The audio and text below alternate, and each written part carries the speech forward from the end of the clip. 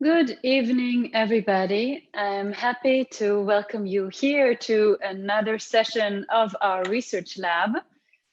We are the Lieblinghaus, a center for contemporary urbanism, for architecture, for conservation.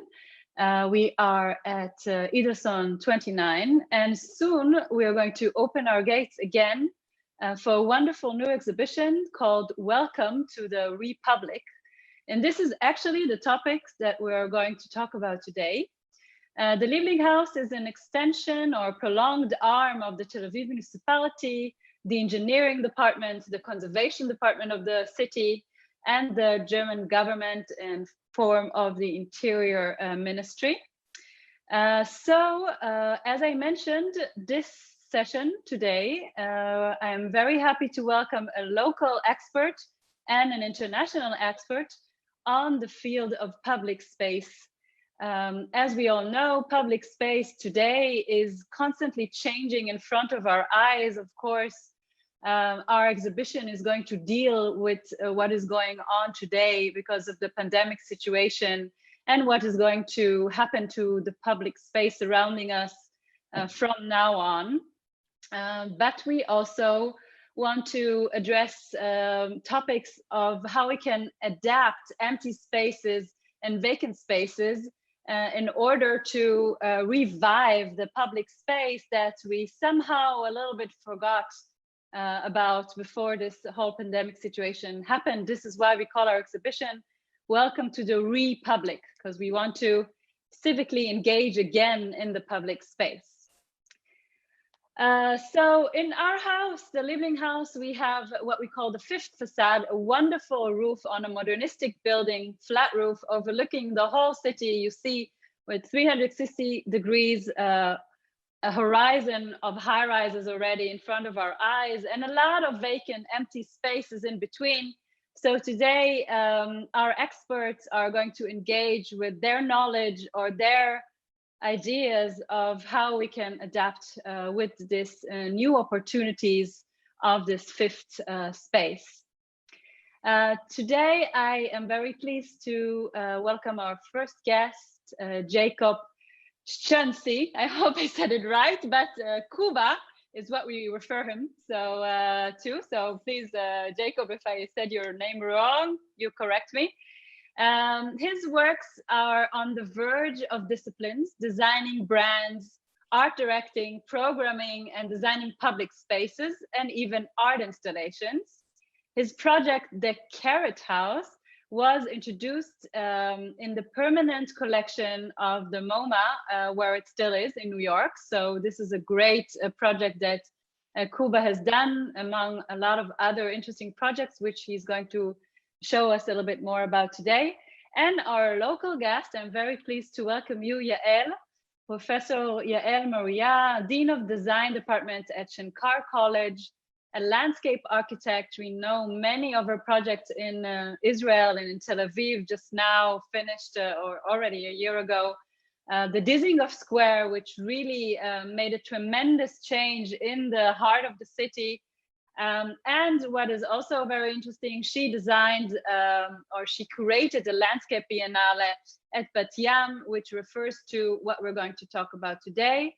So Jacob, you are going to start with your presentation, and Yael, you will be somewhat of a commenter for Jacob. I hope you will provoke him as much as you can.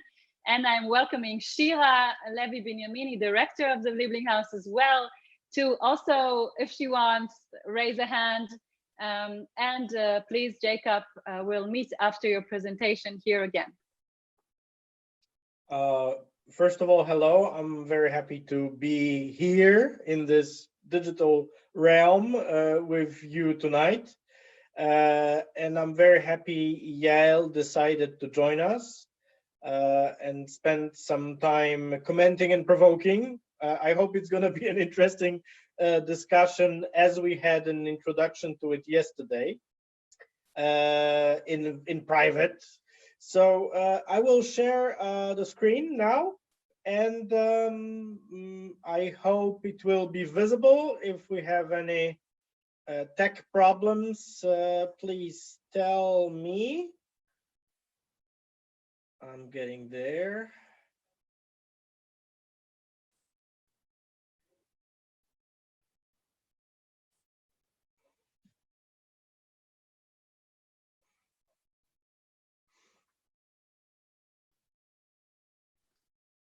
Jacob, just go on presentation mode. Great. Voila. So it's visible? Yes. So to start with, we were thinking about the title. So Roofs to the People is, of course, a funny leftist reference.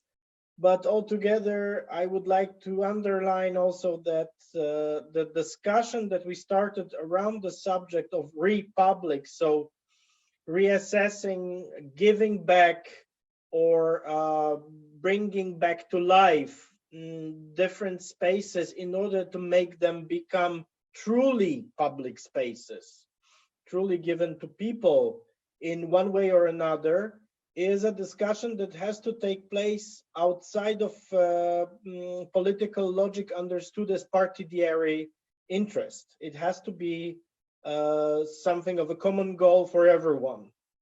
This is how I feel we should start concentrating on certain new status quo that we would negotiate and get to a consensus together, whatever the sympathies. I'll start with something that is not a roof, it's just the opposite. It's a project that I have had the pleasure to design and build with Ofer Bilik, who was then the ex-member of a group Efodana. It happened within the biennial of landscape architecture that here present Yael was curating in Bat Yam. That was a very interesting event for me when it comes to scale, because at the very same time, the street art festival was happening there.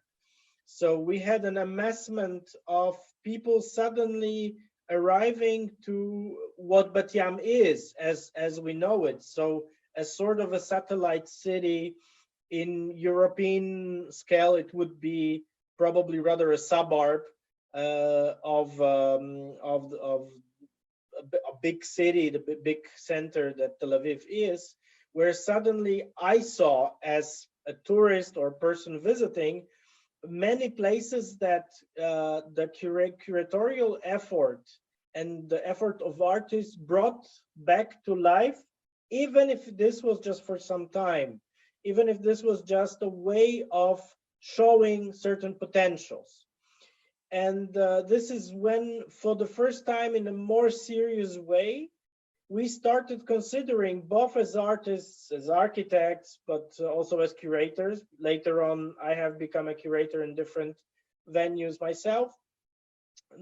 Considering time and administrative procedures as crucial elements for designing future uses and laws behind, let's say, communal uses that we can share in the future, even if the things that we are working on are, again, I underline, ephemeral. Tamagotchi Park, that was inspired by Tamagotchi game or the toy that probably some of us remember as a around year 2000, a sort of a Japanese toy with an unnatural electronic beam that had to be fed by the owner in order to survive. So this was the year or year before that Tel Aviv started a ban on using communal water for watering private gardens. So our will with Ofer was to actually show to Tel Avivians that there is a big source of water nearby, and it's called Mediterranean. This very source of water can be used for common goals of different type, but it requires common action, the action from the people, not just waiting for something to happen. So what happened was that we have developed a very simple tool with a seesaw, so something that was inviting people to actually play with. Under the seesaw, we have placed a simple pump that was pumping the water from the sand, so from the wet mixture of water and sand that you can place digging under the beach. And this water, by the fact of moving the seesaw by playing people, was moving the water up to a nearby, you can see this white object nearby a water tower that was later on distributing the water again with the pressure produced by constant use of the seesaw. So at least 2 people were necessary to make the process go on, distributing it to cones that you can see in the foreground of the photograph, surrounded by plantings done with so-called first line plants, seeds brought from Australia, who could survive in highly salinated sand, and that started flourish soon after. I don't know what is the situation today. I have no information about the contemporary situation. Either it disappeared totally, or is in decay, or maybe it functions well. I don't know. I never had the chance to monitor it. But basically, our will at the time was to show to people from primary school level to adults that only with reestablishing certain new game, even if there is a pretext of a hedonistic nature, we will have the opportunity to change the situation. In this case, virtually changing the sand dunes into a living greenery covered landscape. So you can see here young people, including me, that was 10 years younger at the time, playing on the seesaw. What was interesting was that for about a year, we've been developing a program in which primary school kids, with help of our volunteers, were instructed on how to use the installation before it was even erected. And therefore, they were instructed how actually the whole system of desalination works, and that the entire installation will require their involvement, but also will require them not to break it. So to, in a way, identify with it and have some respect towards it as something that provides a common good. The first roof-related project that appeared, and this is also probably why I was invited by Liebling House to propose a new project for the 5th facade of Liebling House, was a project that I have developed in 2016 in Casa do Povo in São Paulo. Also financed by Adam Mickiewicz Institute, an institution, Polish cultural promotion institution that is helping me with many projects.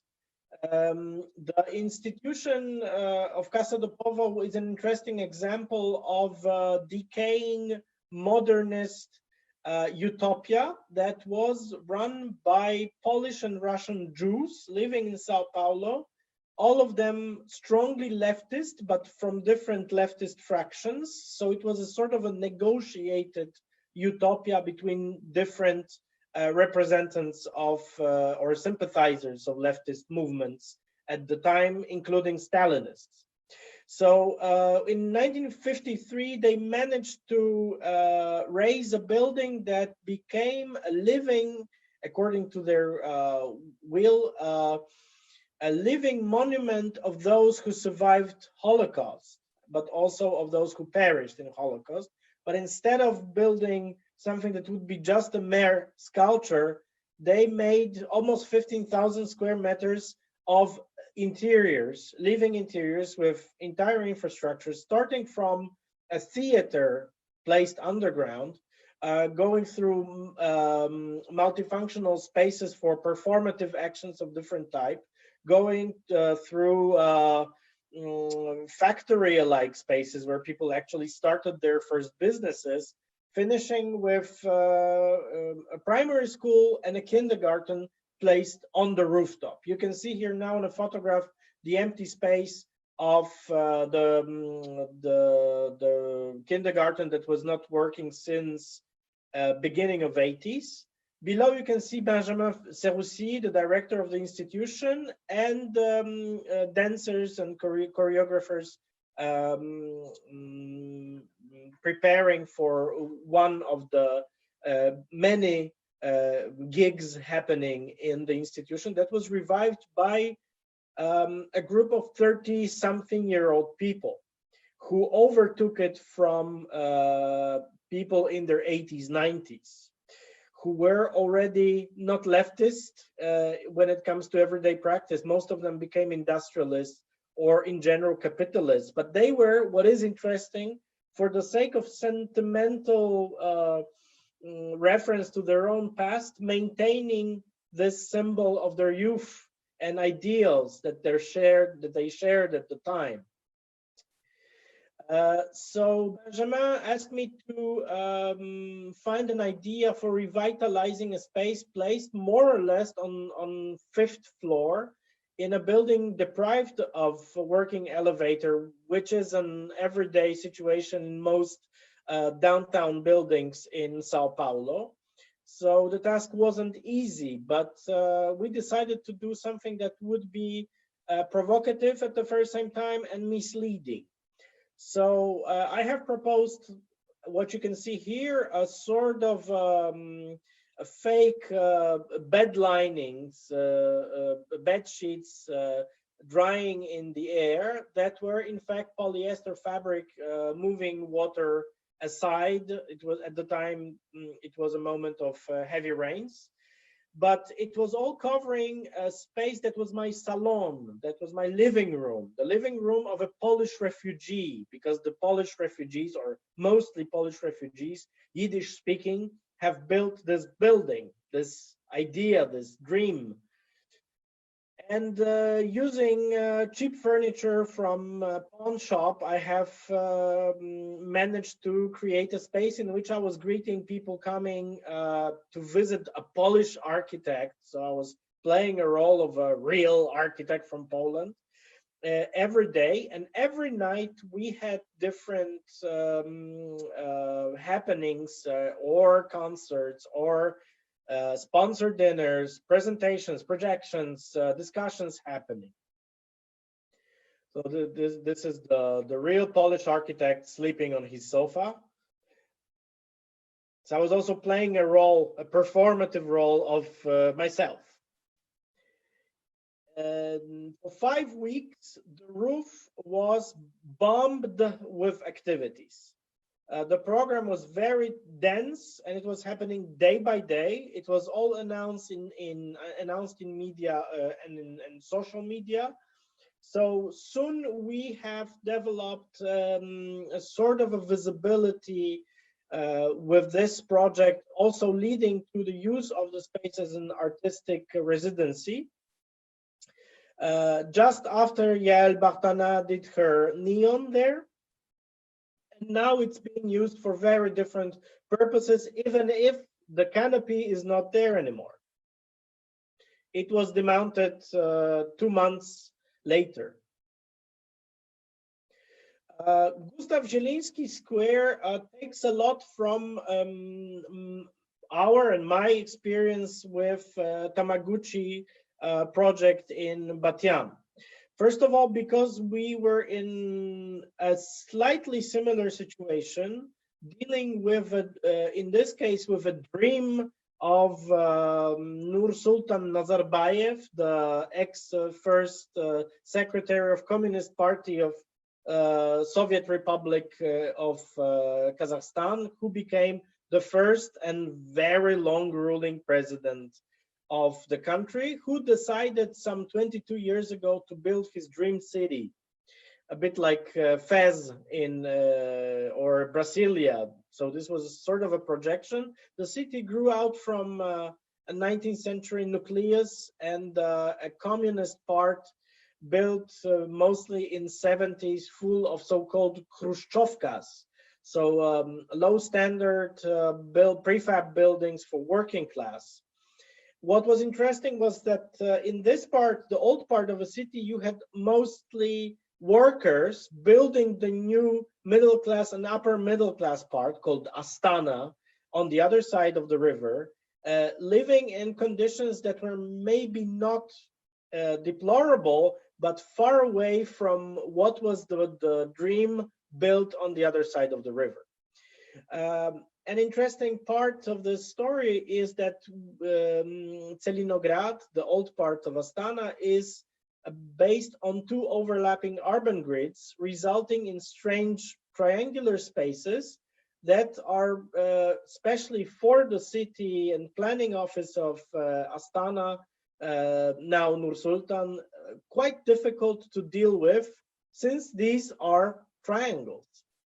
So this part of a city has a number of triangular empty spaces adjacent to residential blocks. We decided to provide something that will have an effect of a vertical beacon, something to attract attention, but something that will in the first place be a frame for activity that is not fully described, that people will have to learn, they will have to hybridize, they will have to bring their own idea and hang these activities, these ideas and means to realize these to the very frame. So the triangular space was overtaken by us, which was interesting at the time was that it, even though we had a full green light from municipality of Astana and the planning office, even within the planning office, we had two very strong fractions fighting between each other when it comes to our idea of overtaking the perpendicular street that you can see here that was previously a parking. And so we kicked out the cars from there and linked with this space the triangular dark asphalt covered square with the residential blocks. So imagine this ongoing discussion about what liberty is. In Poland, it's also a vital thing, because after '89, after fall of communism, many people treat car as a main fetish of liberty, something that is strongly connected to American way of life that was projected to different Asian but also European countries, that is also a nightmare for especially downtowns of our cities.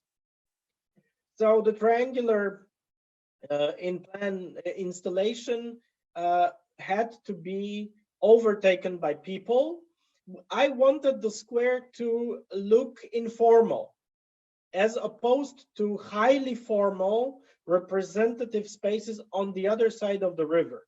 It was supposed to look like a workshop, an outdoor workshop for people to do things in it.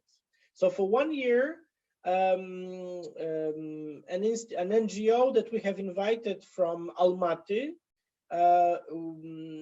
was proceeding with workshops with different age groups, starting with late kindergarten kids, finishing with seniors, on what can be done there, because and the reasons were quite simple. Most of the inhabitants of the buildings you see here never used planned urban public spaces. The public spaces they knew were mostly from the tradition of countryside in Kazakhstan, where people are mostly sitting together under the trees in the shadow, playing chess or listening to the radio. But there's not much of an experience when it comes to using a programmed public space.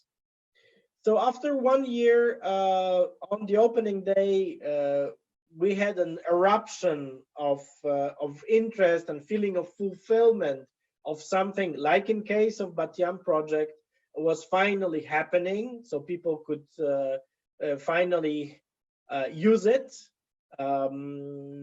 This is the space after we kicked out the cars.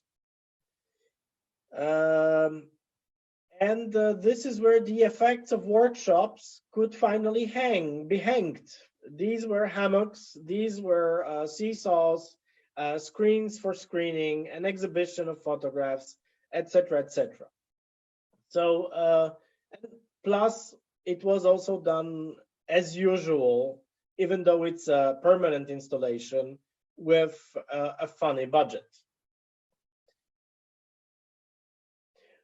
In case of Zusedom community, an ongoing project that I am doing thanks to invitation from Neue Auftraggeber Foundation from Berlin, the situation is quite parallel, but different under many aspects. Zusedom is a village just half an hour, maybe 45 minutes from downtown Stettin or Szczecin, that was a German city before World War II and now is in Poland. But because of land prices varying from 6 to 8 euros, that are almost 3 times lower than the prices on the Polish side around the very city in the suburbs of Szczecin, many Polish people are buying plots and houses in Germany, treating this, let's say, God-forgotten village as a potential for a new suburb for the Polish activities, while they are actually using the infrastructure and finally not only the roads or a post office, but also schools, because they are sending their kids to German schools. But they are not identifying with the German part. It's actually a sort of a colonization of space done in a paradoxical way because of the difference of prices and the fact that there are resources to get colonized, including the famous German highways. So a group of 20 activists, local activists, in a place that is that has a population of 200 people, so it's 10% of population, decided to ask Neue Auftraggeber to help them with changing the situation and creating a community center that would, in their ambition, attract the new users of the city. In fact, not real inhabitants, but users of the city, in order to do different things with them, with the original autochthonic population on site. And while the first idea was to build something out of containers with a bit of wood standing in the middle of a lawn nearby in front of an old GDR school, I have proposed to actually play a game with the past. One of the motifs that I'm very much interested in, and instead of demolishing the school, which was the plan of the community, I suggested to actually take out 3 levels from this very Plattenbau prefabricated building that we can see here, and to use the ground floor, the elements of the ground floor, as a sort of a shoebox for 2 main functions. One of them would be a water reservoir, a hidden pond with a floating garden of different greenery and flora species. And the other one would be the one of the community center placed inside of this, let's say, concrete box. These are the inhabitants and activists of the city, of the village, sorry. The photograph was taken inside of the school. And it was also interesting for many of them, because the moment I suggested, why don't we actually use the school? This is when we found the keys to the very school and decided to go into the building. So suddenly these people, with all the mixed feelings related to their German past, and especially GDR past, we have to remember that the 20th century has left 2 huge scars on Germanic heart, which was, of course, the Third Reich and the GDR. So suddenly they were revisiting a space that was not, provoking mixed feelings, but also sentiments. Because within this school, that was actually a school for future agricultors and household managing women, we found an entire collection of 19th century household and agricultural tools. So suddenly they sort of revisited certain assets from their complicated past, something that lots of us, including Poles coming from, let's remember it, a country strongly divided, not only today, but also yesterday by communism, something that we are still very much afraid of even talking about. Because at any moment we start considering the past and trying to sum up what was happening, we end up in emotional conflicts. So the proposal is the one of just maintaining part of the ground floor internal prefabricated wall elements, dividing the space from the rest with a small 50-centimeter tall wall, and filling the space with water on one side, and designing the space of the community center with a big common area with basic amenities, including a kitchen that is very important here, and a big roof that will get the water. What is interesting is that the roof will play a role of a canopy, but it is also covering an unheated space. So the idea is to have to use a space that is not really a building. It's not fully closable, it's not heated. It's something that has to be taken care of even much more physically on daily basis. So it will require the involvement of people, not only, I hope, of the 20 activists, in order to maintain it. So this is a section showing different geometries of the roof, the water collecting roof. And this is the effect we would like to get. So something deadly simple, basing on either glue lamp or plain planks and OSB. So really low level of complication and overall simplicity of the structure. So we can see here gutters moving water into the pond, and a large deck for different activities, and even keeping the ugly nature of old prefab elements as remnants, as something that is a witness of the past. This is the idealized interior, of course. This is a rendering. The project is ongoing. We are now fundraising for it. And what is interesting is that the program of it and the whole idea was developed again with representatives of the group during quite a long time, since March this year. Thank you very much. Thank you, Jacob. What about Liebling House? Where are we here in the whole thing? Very good question. So I will now go out from the presentation mode. Wait a second.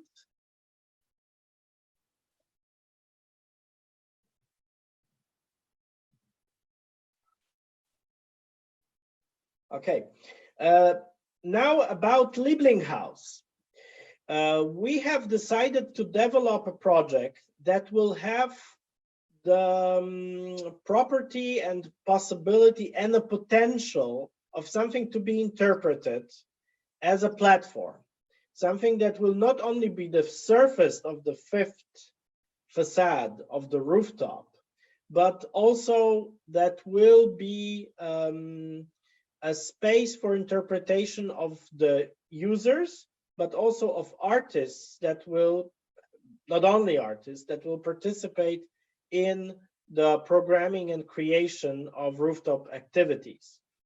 The idea is based pretty much on this frame paradigm, providing an opportunity for other people than just me to fulfill the frame with different activities. Some of them would be physical as objects fulfilling the spaces, the emptinesses in the structure provided by my design. Some of them will be providing a performative dimension that will also be necessary, I think, in this location. I hope we will be able to open it sooner or later. When would that actually happen? I hope it's in spring. Yes. Well, I see from your work that usually you try to sort of find the spirit of the community and engage sort of bottom up the community with sort of conquering their own sense of public space. Could this be correct, or how Yes, would you? Definitely. What I think is important here, especially in Lieblinghaus case, is that we are dealing with something that is not obviously perceived as space for interaction outside of just the everyday use, either as a residential building's roof or as maybe occasionally a place for chit-chatting during openings for an art institution. So providing this space as a platform for different people to come and set or participate in setting the rules. Maybe part of these rules will be set by us, you as institution, but lots of it will be about epitomizing in a way or making a model of what is the interaction that is happening within constraints of law, culture, sociology, on everyday basis in what we know as stereotypal public spaces, starting with streets, with squares or parks, and finishing with spaces that are even more complicated, as we have discussed it yesterday with Yael, spaces that are hybrid public spaces with strong influence related to the fact that they might be administrated or owned by private sector.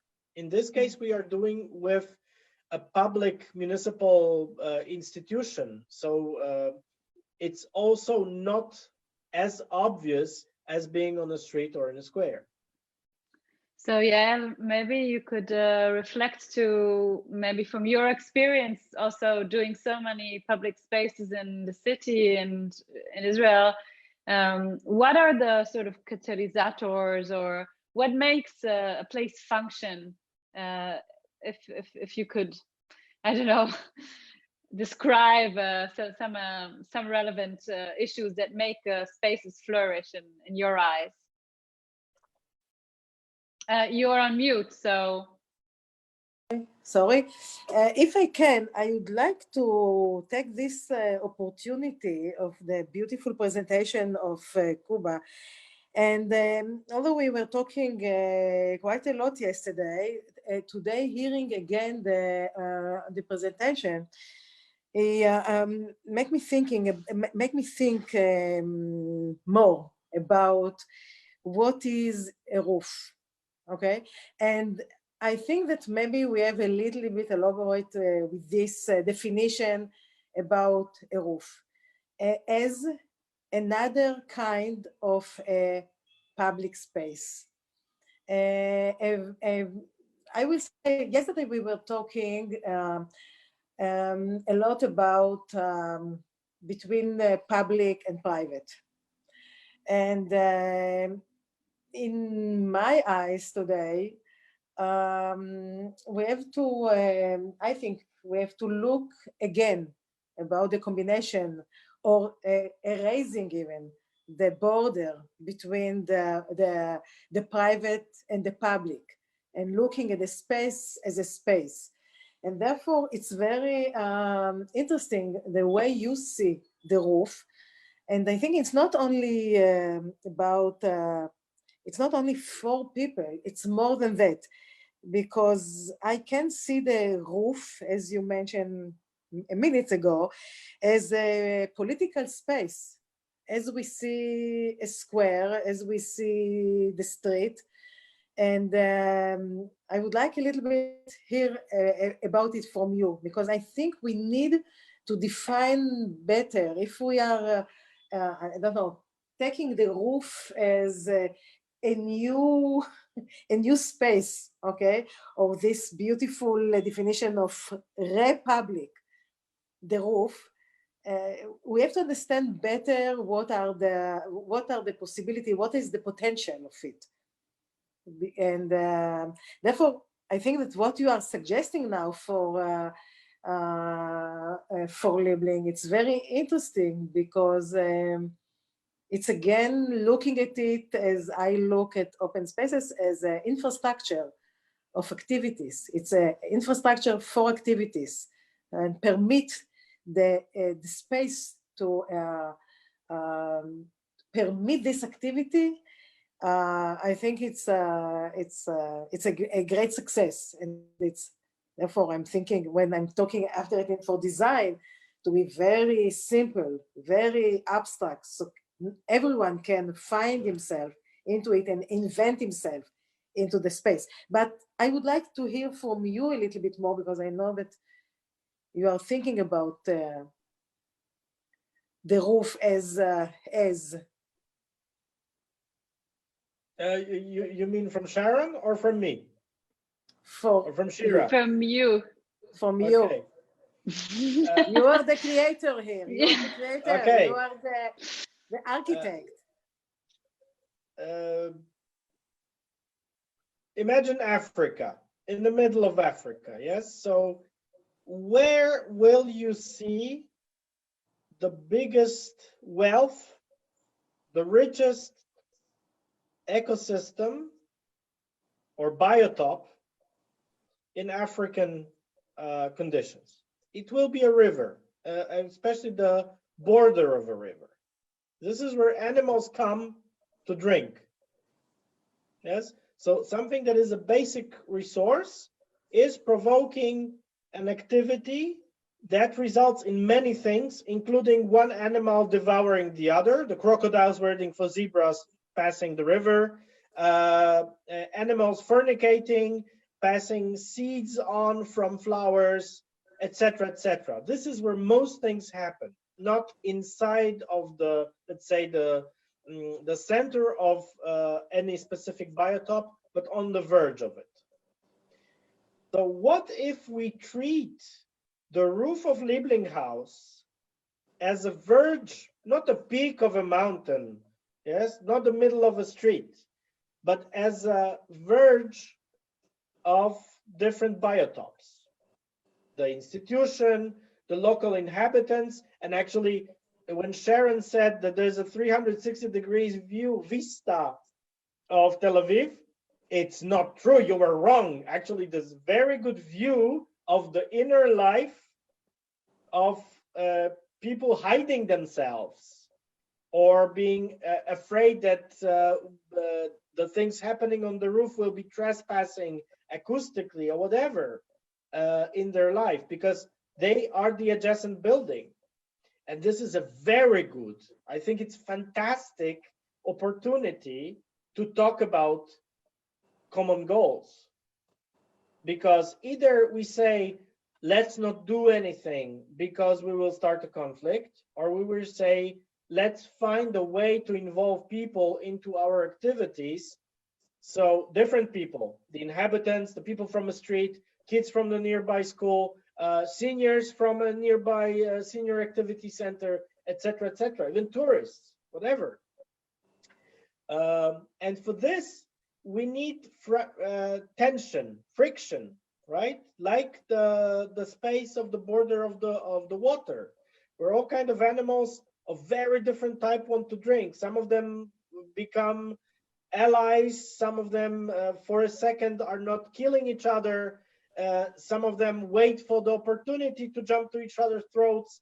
But this is a moment of certain interaction that is very diverse and wealthy. In this case, the pretext is not water, it's the shadow.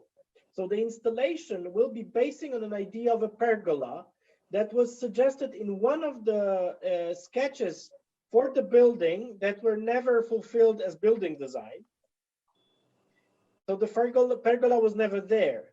But because we know that the insatiable, aggressive sun in Tel Aviv is hitting on the roof, so in order to provide not only shadow for the surface of the roof, but also for potential activities on it, we need a pergola. How to make a pergola that will invite people to do things with it? So Kuba, yes, I think the shade is, of course, the physical element we're all surrounding us with, like the river you gave as an example. But I would want to go back to maybe the philosophical aspects of where we find ourselves today in terms of what Yael mentioned as maybe the boundaries we're creating between public and private, between the intimacy that you describe in looking at roofs of people and into their flats and the open space. But I think the question is not only that, and when you talk about living house, it's also referring to what is the role of the public institution today, or the municipal institution today, in a political sense even. And I would want also Shira to answer, but also Yael, to perhaps give us their ideas on what they think is the role of an institution that is municipal on one hand, but on the other hand is really striving to, to flourish their public space as a sort of a catalysator for good urban living, really. So it's like, I think it's a very relevant question today, as we also know that public institutions are changing a little bit. So maybe Yael, you can start, and maybe Shira can also answer. You want to begin, Shira? Shira? Okay. She's lost. Yes. Okay. So I think that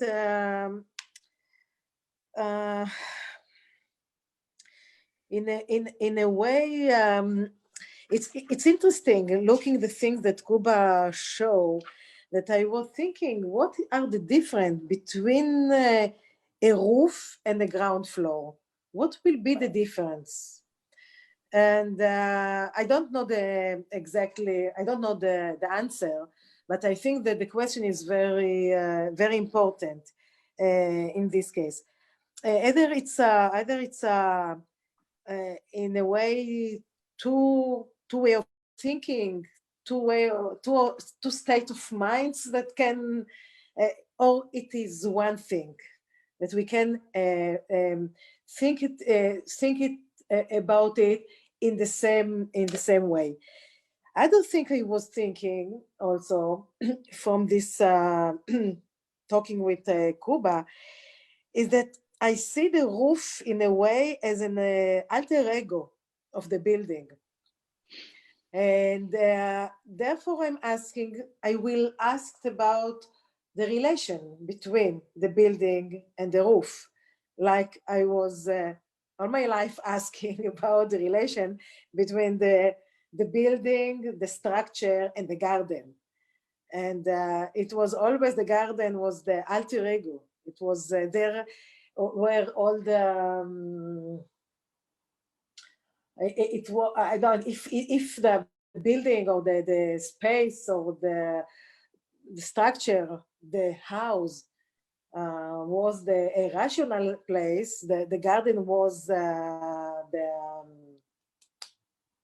I forgot the word, the chuka, the passion, and the guts, I would say as well. No, it's so like the testicles of the building that sort of expose themselves. No, outside. you know that it was the night. It was, you can feel the smell of the flower. You can feel the wind, fresh air, and something can happen in the night there that in a different way that it will happen in the house.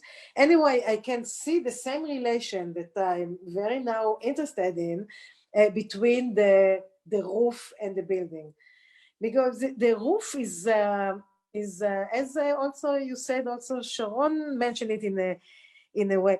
It's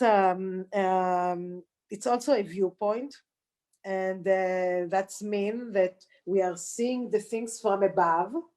We have distance from the thing in one way, but also we see into the neighborhood flat, and we see a lot of other kind of living that is like it's like a theater.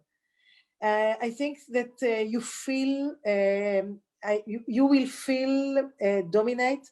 You will feel that you are in a kind of a power, psychological power, that you are on the top, in another way that you are into the river.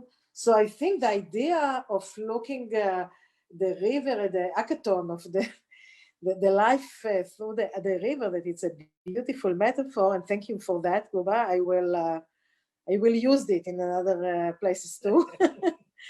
And I see that the roof is doing the same, really.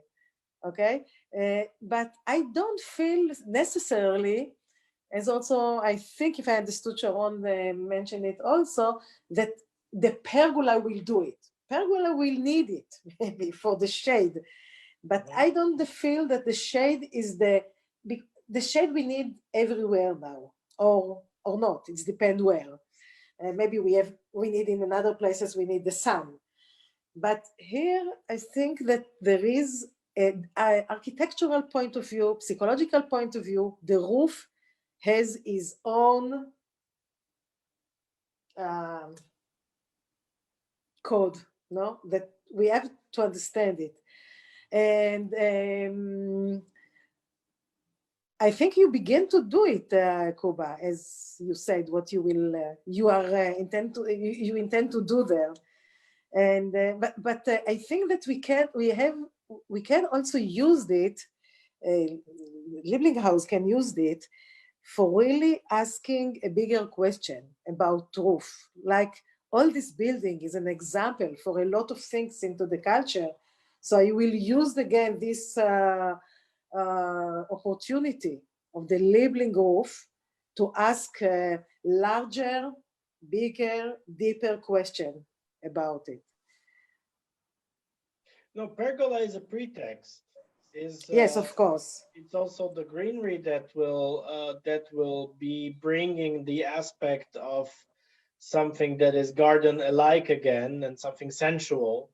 But you are completely right. In the beginning of our discussions with Shira and Sharon about the contemporary situation of Israel and Poland, and actually a situation that we might even bring to global level, we are dealing with a moment in which we have to reassess sometimes very basic codes of behavior related to simple everyday mechanics of dealing with the other, especially in divided societies.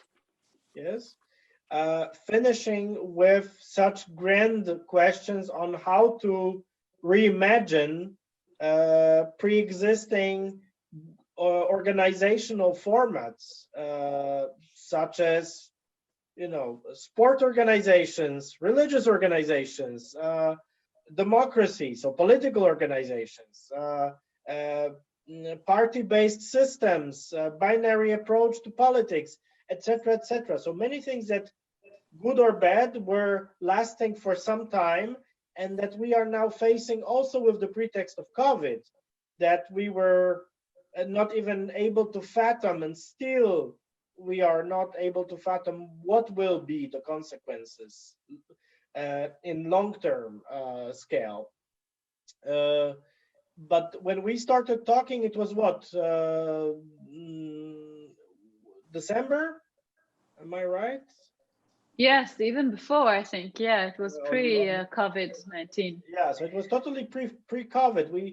We sensed it was coming. We knew it. There is something coming. Yeah, but now we clearly see we are in the moment of moving the page from one chapter to another, and you know, I think we receive on daily basis the proofs, the visible signs of the end of the world as we know it.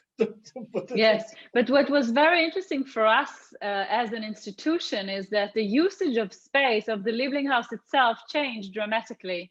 Before it was filled with tourists from around the world coming to see exhibitions, and in the COVID space, we had a lot of people just sitting in the garden, sort of trespassing, but we didn't want them to feel trespassing, but they felt as if they were trespassing, and it was nice. We wanted to allow them to feel that, you know, they're doing something that is in the fringe between going into, you know, a public institution, but still it's their own because it's municipal, you know.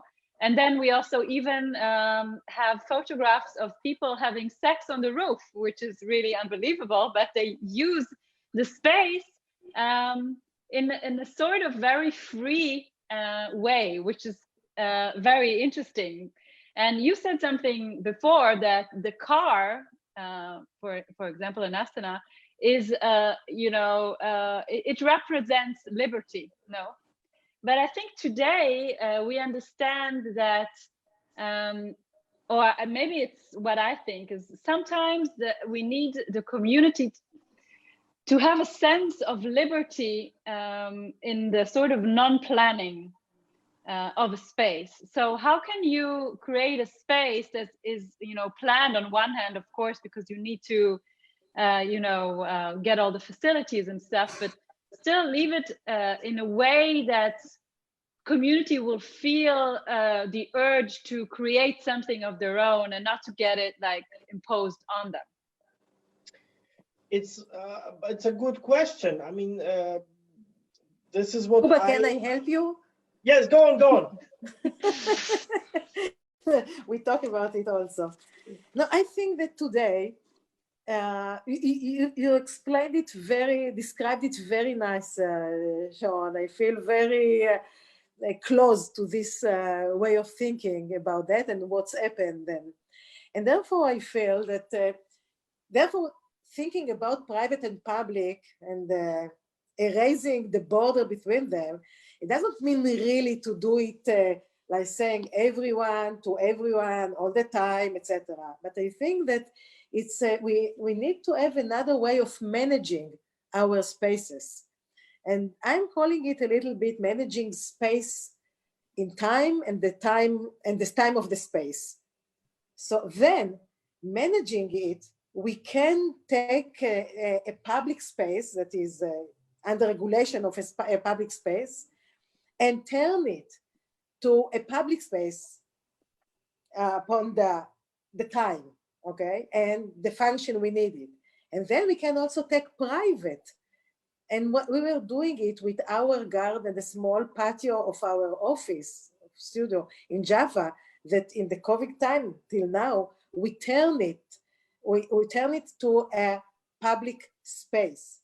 And therefore we felt it came from the feeling of generosity to bring really the option to people to have more place.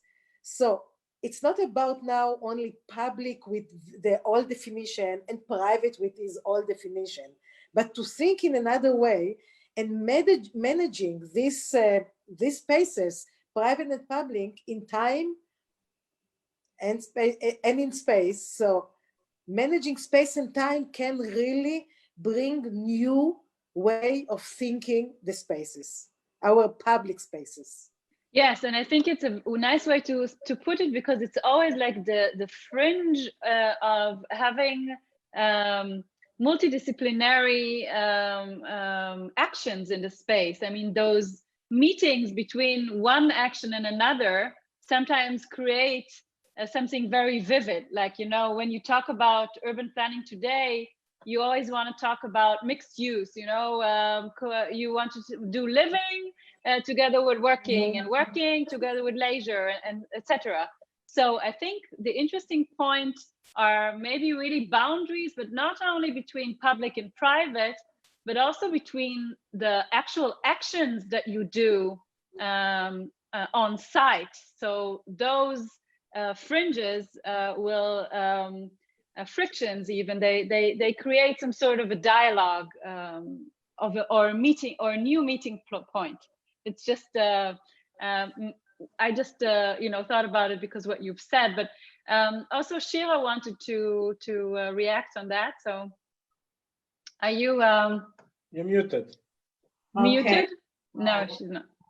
Good evening. So just about this, exactly what the exhibition is trying to make is around the questions about this scale of private, semi-private, shared and public spaces, and we have lots of them, not only on the roof, but between the buildings, and mainly in the center of Tel Aviv because of Gada's plan. And those areas are really, after the Corona time, we saw that we rediscovered these areas, and although not many roofs could be discovered, it raises the same questions. And after all, what is interesting is to think about the past. Those territories, parts, were given us to the community, to the society that lives in them, with a certain intentions to live in a way that they will use it as a community, as a garden, as a place to be, as a social phenomenon. And sometimes because of the cultural aspects and the economical change and the potential to make a real estate from those parts, we lost the main idea of those places. And to rethink about the parts, like you suggest, it's really, I think it's really something that we have to make now in order to find more parts in our urban spaces. Well, we know that the roofs, the flat roofs, become very potential for building and for additional buildings. And regarding the conservation, sometimes we lost the main idea that those roofs becomes for the community and not for one use. So regarding those roofs are making lots of cultural, economic aspects, and that society is going through, and are one of the signs of the connection between common and public and the culture, and how democracy can be part of this citizenship of using those spaces. So I think the exhibition can really raise those questions by your pavilion. And that's all. I would like to thank for this evening and for the exhibition for Adam Mickiewicz Institute and Yaaku and Yael. So thank you and happy Hanukkah. Thank you. Are we finishing? Are we finishing? Yes, No, it's just being to finish. I don't want to forget to thank you. That's all. Yeah, but there is another qualification of space also that I like very much, which is social space. This is where, because it's a term that is, mot valise, it's big enough that can mean many things that are about socializing. And it makes me think, I don't know if you heard about the Johannesburg Lab, a project done by Goethe Institute in Johannesburg, when Katharina von Rückenstahl was the director, and her first her first gesture, her being from Berlin actually, was to, when she arrived to be the director, she took a hammer and she made the hole actually in the wall surrounding Goethe Institute in Johannesburg, leading to the garden precisely, right? Which was a funny gesture in itself, but also she like clearly stated that she is doing it on purpose to invite people to ask themselves what are the boundaries of them influencing reality, on what terms they can do it, because it was not the culture and economy of division anymore. So they had to reestablish new codes. And I think, of course, we are in this case in Tel Aviv. It's not the post-apartheid South Africa, but we are more or less in a situation in which we see that the status quo is gone. We need new ideas, and we don't want them and new deals, and we don't want them to be effects of oppression or vicious aggressive moves. But still, there will be, like you were mentioning, Sharon, sex on the roof. There has to be some trespassing, in a way, because it's like with parkour, the people do incredible, very creative gymnastic moves on things that were not meant to be used as such. Yeah.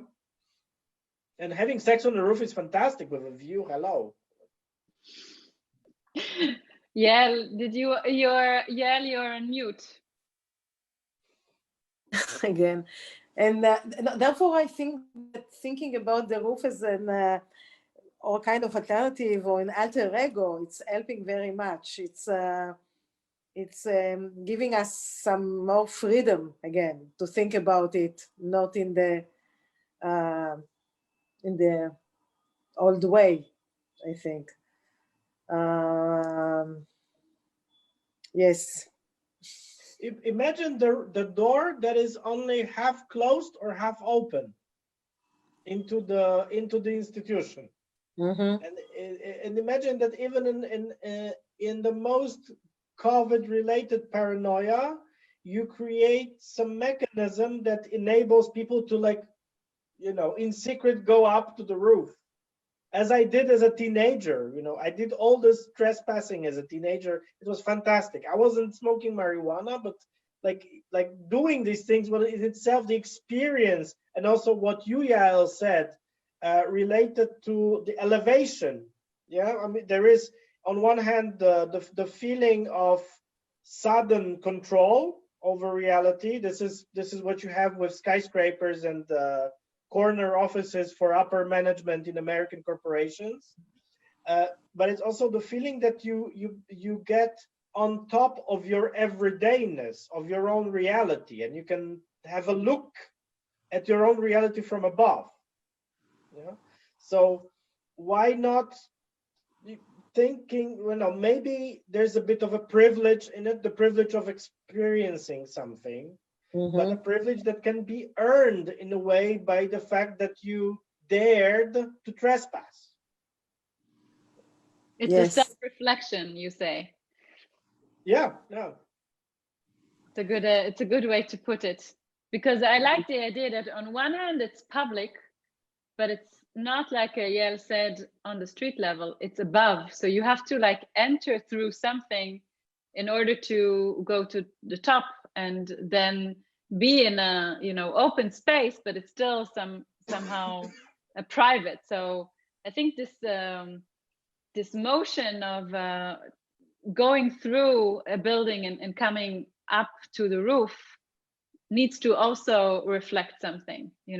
Like it's also interesting because you can see that today in Corona times, you just go on the boulevards of the streets of Tel Aviv, like everybody just taking out their blankets and sitting with their laptops. It's really nice to see how people reclaim back their city. But how do you really invite people to enter into a place that it's not their own and claim it as well? I think is something that we still need to maybe it's a question we should ask to our public tonight. Yes. People, would you like to use this roof? People, would you like to? Following the process that we had on the roof, on the public roof here, we made I saw that the users, we didn't open it formally, officially. We just left the roof as it is, and people used it. And during the time, we add, every day we add another sign on what to do and what not to do. And people just use the roof, and the relations between us and them become more important than the space itself, because they left us things, and we told them what they can do and how to use the light and how they need to close the gate. And every time they left something, sometimes t-shirt, sometimes a book, and sometimes, so it became like a relation between us without any connection to the official status of the roof. So now we are trying to think again about the roof as a public space, because it is a public space, but it's not official public space. So it's raising lots of questions, and very interesting questions. So I hope. Well, but maybe the fact that it's not official is also interesting, because it's providing informality. So it's also giving the possibility for trespassing. Yeah. For people gladly bending some boundary. But it's raising. I just no, sorry. Something that is against, let's say, the architects. But one of my problems as architect, doing also artistic or para-artistic installations, is that I realize that architecture itself is in a way secondary. So what we are aiming to create is an environment for fulfillment, for agency, for happiness, and we can do it sometimes with very unformalized means, with things that are not subtle at all, that have nothing to do with sublimation of grand architecture as we praise it between architects as something we give prizes to each other for, etc., etc. So, like, it's like the sofa in my mother-in-law's house where I moved from COVID. So in March, my girlfriend, our two kids, and we moved to a house in the countryside with a big places, a big garden, the river nearby, the forest, and the house. I'm telling you, it's definitely not my taste.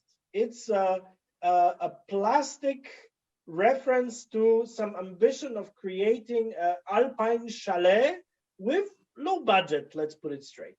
But it has all kind of other objects of what are the middle class, let's say, points of pride. And one of them are the sofa and the armchairs made out of leather that I hate deeply, and they're horrible. I mean, like, my eyes are weeping.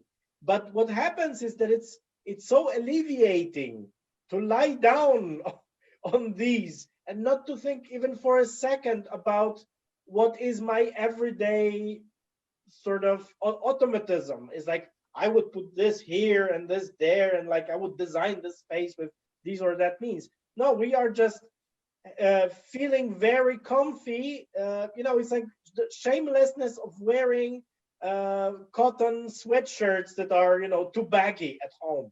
This sort of a thing. It's also about, moving certain formal code from the family or privacy related background, which is again a form of trespassing. We have a question or a few questions here from the audience. One is from somebody called Alon Spitzer. He's saying a good question that is being discussed lately is the relation between the private areas of, for example, the new light rail station in Tel Aviv metropolitan area, especially outside of Tel Aviv, kindergartens, schools, facilities, and other municipal facilities, and making them accessible to the public. I would love to hear your ideas on that. Also, an example for private use of public space, and he put another idea. So yeah, I think we raised that question in regarding to Lieblinghaus, but it might be also interesting to ask generally about the idea of private and public when it comes to municipal buildings, and how they're used, or what is giving to the public. Somebody want to answer that? I will maybe just very fast, because I don't know the Tel Aviv situation so well. So Yael is a much more in place a person to answer this. But I'm thinking that there, on general basis, that what I expect from the municipality or municipal forces is to be close to inhabitants, regardless of political background, providing them this environment for happiness in or good everyday functioning, also by responding in a more swift and tender way, or sympathizing way, to what are sometimes informal needs. And in the town or village, actually, where I moved for COVID period, the lady who's the head of the village, she decided to make a semi-formal public space by, they were cutting some old, but like too old trees that were about to fall, and so the pieces of trunks she decided to lie down by the what was once the railway station, apropos.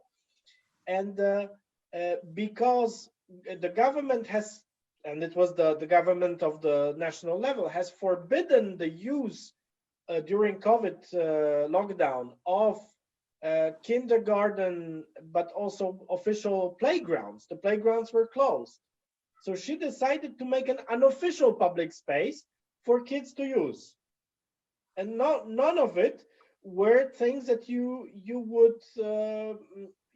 could directly call the playground infrastructure. It was basically pieces of trunks put together in a haphazard way, but it was a very conscious decision. She was giving a playground to kids that you could not name a playground.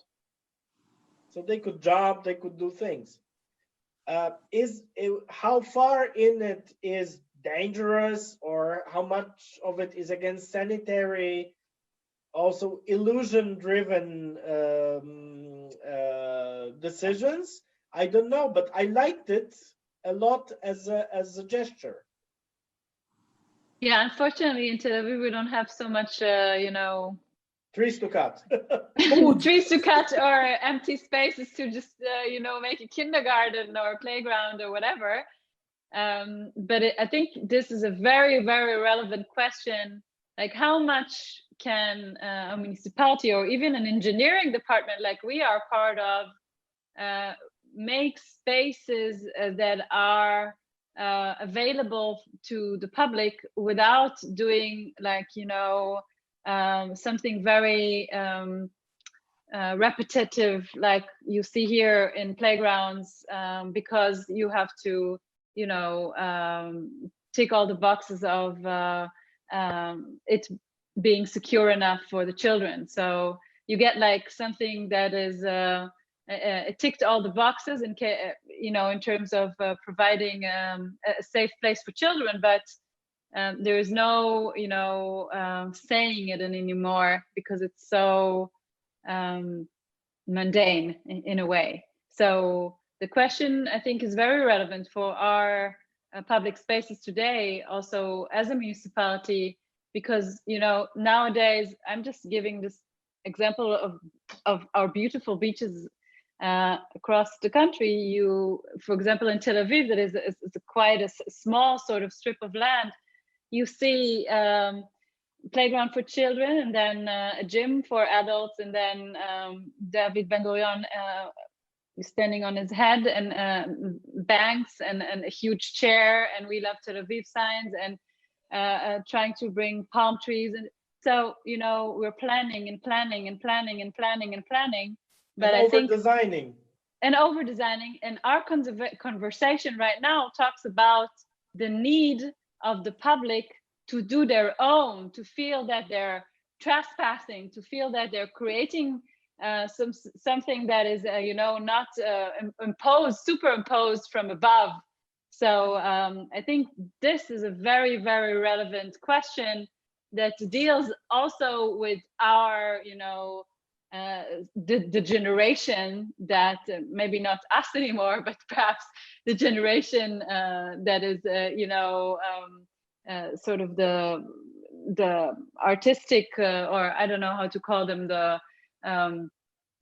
generation that we aspire to still give place to in the city, and not only, as we say, or rich, as Sarah said, not only the rich that can live in the city, but also, the sort of milieu that is doing artistic thinking and free spirit in a way, and keeping the city alive. So this is a very relevant question, I think.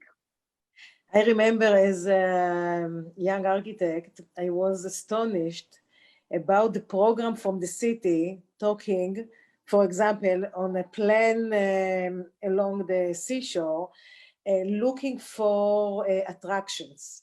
And I didn't understand why we need any attractions along the sea or the beach if we have this sunrise or sunset in another place, etc. Because I really, it was, I know it seems a little bit naive, but I didn't understand why they are talking all the time about this attraction, and therefore what you describe now, that we have this and this and this, all these over-designed places along the sea, it's what really happened. And I think that the beginning of an answer will be the managing of time and place. And Tel Aviv municipality is doing a little bit about it now, when she, for example, taking some of the street and turn them to, they are calling it, I think, tactic streets, that they are opening and closing it when it's necessary, or when they want to use it. So a street can be for during the day for cars and of course, and what we need to do for services, etc. And then in the evening can be also a beautiful piazza when we don't have the car, when we stop the car moving there. And we know it from the world that there is all these places that are shared spaces, that you can do everything in the same places. And it's very interesting because, it's not only about architecture, really, or about getting prices for a beautiful design, but you have also to manage also the community has to think about not herself, but also about the other, how to, it's because you have to take the responsibility for this place. So if you have also the car together with the children, you don't have to be afraid about it, but you have to act in a region way, in a right way, that you can live together in this shared space. So I think that's the beauty of, I think, a city, these shared spaces. That's what we talked about before, like, designing a city that has multiple function is much more interesting than having segregated places. In many ways, these functions can even collide. That's interesting, yes. But can I drop something? It's also, you all know these two projects, but they are very antinomic, even though they are parallel. The first is a Minhocão project in Sao Paulo. That was a prototype for for the project in New York. What was the name of Jesus? The Highline. The Highline, thank you. So the Minyo-kao that was started by a bunch of activists, including an architect, Marcio Kogan, as an idea that, you know, the passage, the street passing above another street was totally out of place. It was just showing muscles during dictatorship by some minister of infrastructure. And so they managed to, the group of activists managed to convince the municipality to close some 5 kilometers, if I remember, of this car passage above the ground. So it was on the level of second or even third floor, also really polluting the apartments on this level, to close it during weekends and leave it to people to use it. And then the artists that were behind the idea of Highline, they were strongly influenced by this idea.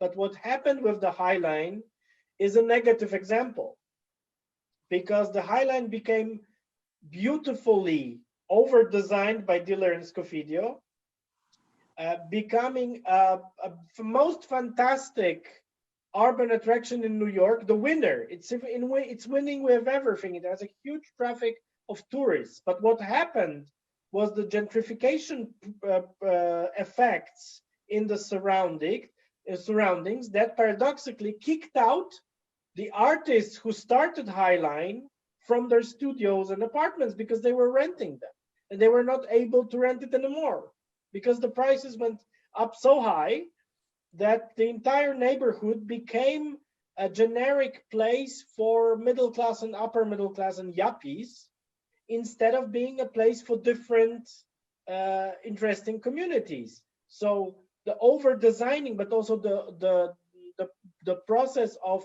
over controlling the space. And I think design is about control. So every time a municipal person wants to design something, let's design this, let's add this and design this, it means I want to have control on this. So when a year or two after the Highline was opened, I've met Marcio Kogan in Sao Paulo, and we were speaking, and Marcio said, like, let's not do anything with Minyo-kao. We can even, if we manage to have it open for public all week long, let's leave it as an interpretation space. Let's not design it in any way. And this is, I think, the most sensible way one can do there. Because one of the problems we also have is that we create different formats of usage of reality in which we fit ourselves and the others, and we don't leave any space for people for, you know, their own creation, their own creativity. Yes, it was the role of the architect all the time, no? To manipulate the others. Yeah. Engineering the society. A long time ago. Yes. Okay. So unfortunately, we're out of time already, but it was a wonderful conversation. And thank you very much, both Yael, Jacob, and also Shira, for being with us today. We are going to have a few more conversations about the Republic exhibition that we're doing, and I'm welcoming everybody that is here to take part in it. Also, next week, yes. It's good to say that this exhibition is set to open next week on Thursday. I said it, but you can please give us more details. And okay. So what is the time and what are the regulations? Can everybody come in already? Shira. The regulations are fine, but you have to come. You are invited one by one. Just come. We're supposed to be open, and I hope everything will be fine. That's all. It will be from 6, the opening, but it's not on Thursday. Just yes. So as we started, welcome to the Republic. We have a lot of interesting projects in our center from next Thursday on. And Jacob and the roof will be later on in spring when you can really use the roof with other activities. But as for next week, we have also very interesting guests because we are screening a movie together with the Epos Film Festival, and it's called Who Owns the City? It's a city about Berlin, and a very interesting history that is enshrined and embedded in the public spaces there in Berlin. And we're going to have a conversation with the filmmaker and with Professor Philip Oswald. Philip Oswald, he was the head actually of the Bauhaus Foundation before, but very involved in Berlin issues and also informed in what is going on in Tel Aviv. So we're going to compare a little bit Tel Aviv and Berlin and what's happening nowadays. So thank you everybody again for joining us, and thank you all our wonderful guests for speaking and having so many interesting insights. And I hope to keep in touch with both Yael, and Jacob very, very soon. And see you. Bye. Bye-bye.